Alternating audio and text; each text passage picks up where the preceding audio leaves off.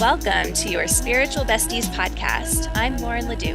And I'm Rashida McCoy. We're here to laugh, cry, learn, and connect with you. We discuss anything and everything from our everyday lives to the magical, mystical, and woo-woo. So take a deep breath, grab a cup of tea, and set an intention to receive, because you deserve it, bestie. Happy October, everyone. Hello, hello, hello. Welcome to October, my favorite month of the year, in my favorite season of the year.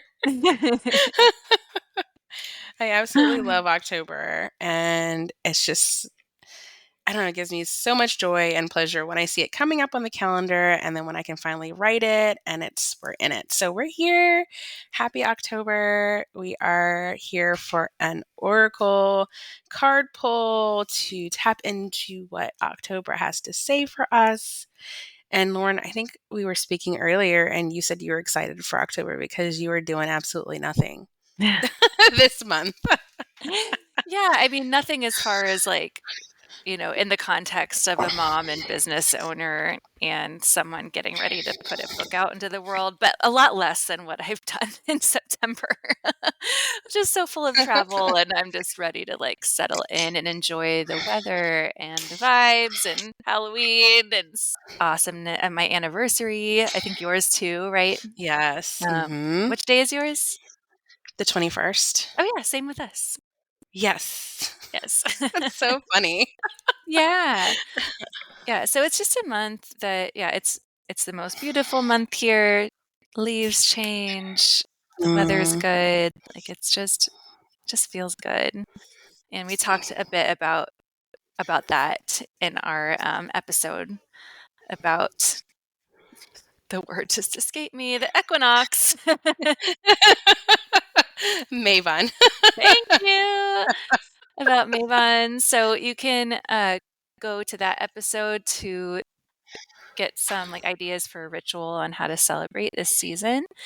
But today we're going to tap into the energies of October by pulling cards. And we're going to use the A Yogic Path Deck by Sahara Rose. And as you're listening, just take a moment. There might be a question that you have or an area where you're looking for clarity. Or you might just open yourself to receive what you're meant to receive today. And then think to yourself or let yourself feel out if number 1 or number 2 is singing to you or is standing out. And just trust whatever comes, 1 or 2. And if it's both, great.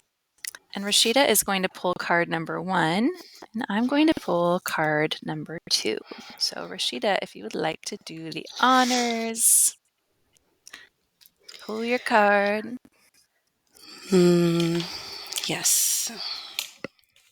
So I have my 3 piles in front of me, and number 2 is calling me. So I pulled Asana in reverse.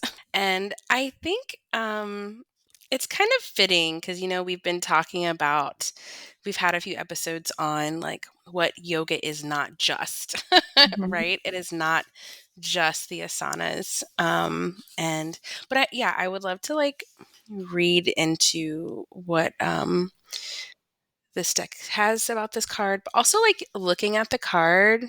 I don't know, my eyes shift to being out of focus a little bit and really looking at the picture from a whole perspective. And I find this symmetry and balance within it, as well as I'm just feeling this expansiveness, but it's coming down, almost a grounding feeling in a way. So let me read what this card has to say. So asana, the 8 stages of yoga, physical practice to sit in stillness. So it's time to take it to your mat. The mind has been in control for far too long. It will never answer the questions of your soul's calling. To talk to the spirit, you must talk to its home, the body. The solutions are not outside of yourself, they're in this very temple you abide in.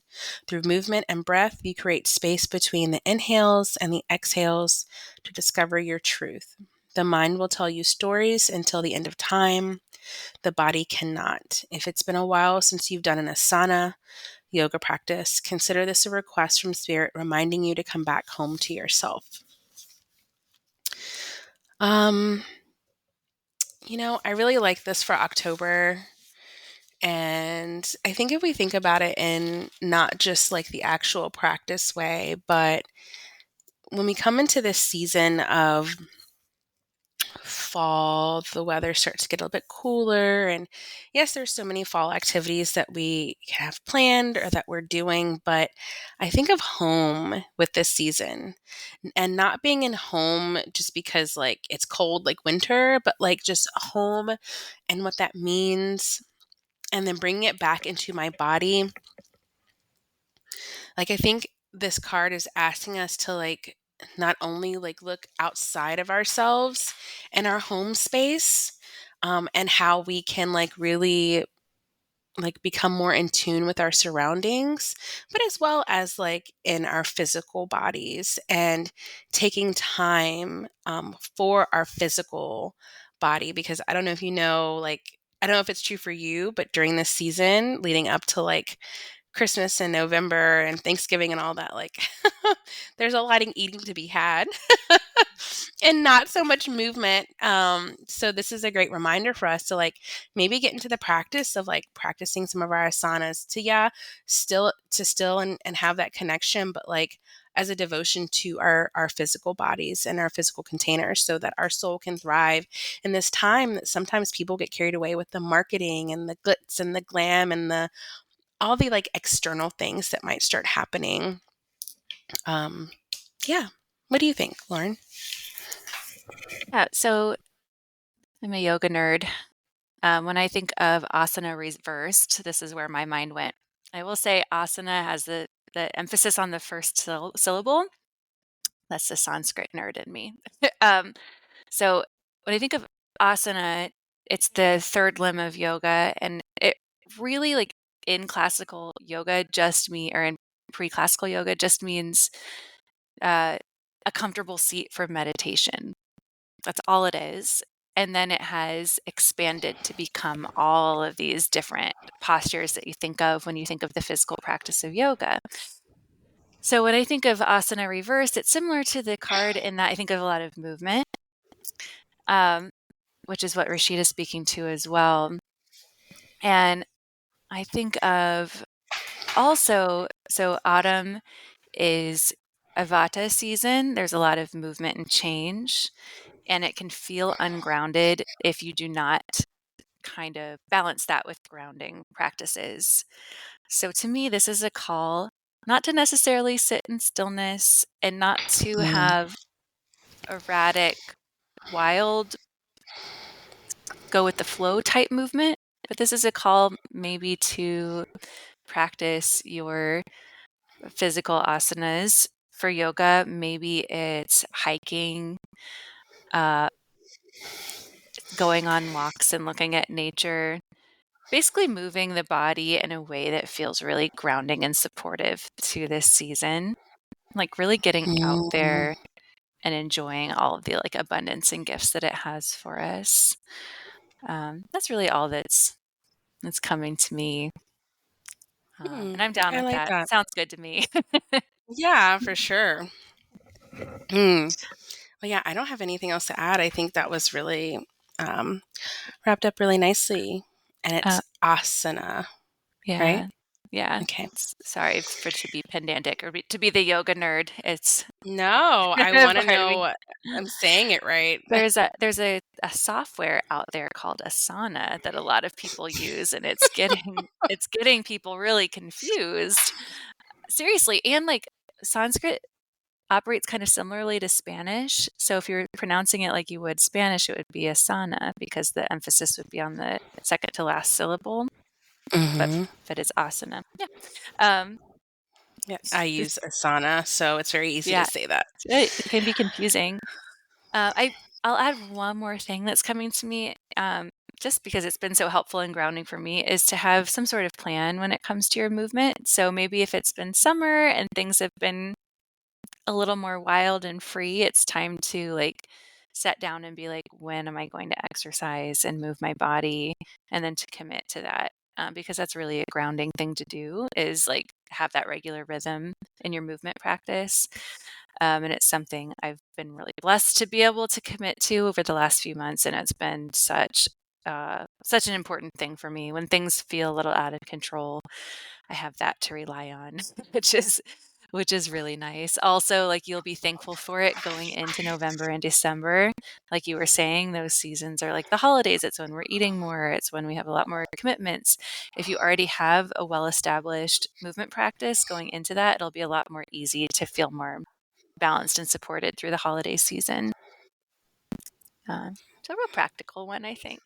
Yeah, absolutely. What are I'm you pulling today? um, I like to just shuffle and see what stands out to me. Oh, mine is Diana. I'll show you the card. And it's two women dancing. There is a moon in between them. They're on a beach. It has kind of a dynamic feel to it, which is interesting to me because Dhyana is meditation, which is like the seventh limb of yoga. And let me find her reading for it. Dhyana 75. So there are 8 stages of yoga, concentration and meditation with the intention to know the truth, is Dhyana. When was the last time you fully became immersed in what you were doing? Dhyana is when the dancer becomes the dance, the singer becomes the song, the painter becomes the paint, the lover becomes the love. There is no difference between the doer and the deed. You merge as one. You have pulled the Dhyana card to remind you that now is the time to transition from doing to embodying. Find that which you can merge with and practice it fully. Become the words in your journal, the asana in your practice, the nature with which you surround yourself, and notice your presence expand. Okay. Yeah, I love that this is pointing to like what truly dhyana is, or meditation. So there are these different phases of meditation and yoga. You go through the limbs to get to them. But first is pratyahara, where you cut your senses off, basically, or turn your senses inward. From there, you concentrate. That's dharana.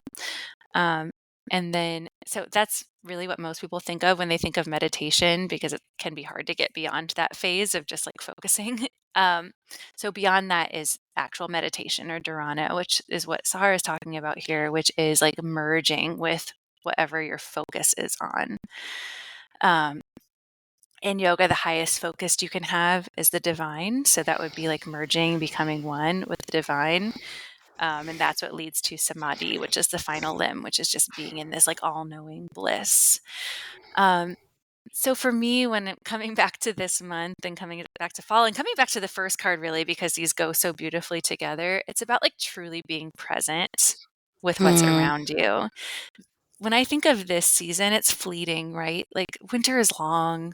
There's a lot of, for at least here, there's a lot of snow, a lot of ice, a lot of cold.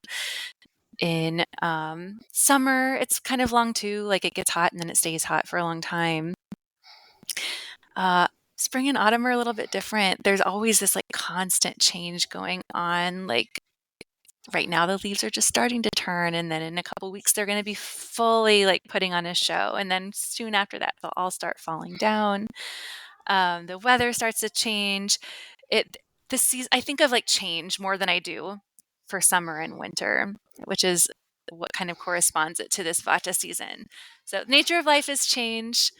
Uh, Autumn is this beautiful like symbol for that. And instead of like clinging to the past or looking toward the future, I think this is a call to just like really enjoy this month and to soak up whatever activities you're doing, to like take in the colors, to take in the scents, to take in the celebration and the togetherness, the call to be more home, and like to just enjoy it rather than like be thinking too far ahead to what's about to come. Mm, yeah, Yeah. I like that. And I couldn't like really think of anything else, or nothing else is really coming to mind.